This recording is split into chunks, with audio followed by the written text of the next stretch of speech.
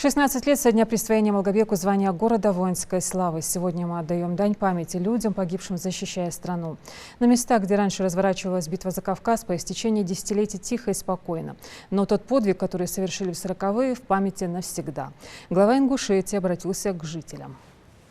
Дорогие жители Республики Ингушетия, 8 октября 2007 года указом президента Российской Федерации в память о мужестве, стойкости, героизме, проявленных защитниками города в годы Великой Отечественной войны, Малгобеку присвоено почетное звание Российской Федерации «Город воинской славы». Это не просто звание, но и память о великих событиях, которые определили судьбу нашей страны. Город Малгобек заслужил это звание своим героическим прошлым. Это дань памяти всем защитникам Малгобека, которые погибли, защищая нашу страну. Героизм и мужество в ходе Малгобекской оборонительной операции проявили не только солдаты, среди которых было немало ингушей, но и местные жители, защищавшие родную землю. Пусть это высокое звание будет заветом и ориентиром нынешним и будущим поколениям беречь нашу великую страну. Мы любим наш славный город Малгобек, гордимся его богатой историей, трудовыми и ратными подвигами наших соотечественников, его современными достижениями, искренне верим в его большое будущее. От всей души желаю городу Малгобеку дальнейшего развития и процветания, счастья, здоровья, мира и благополучия всем жителям республики.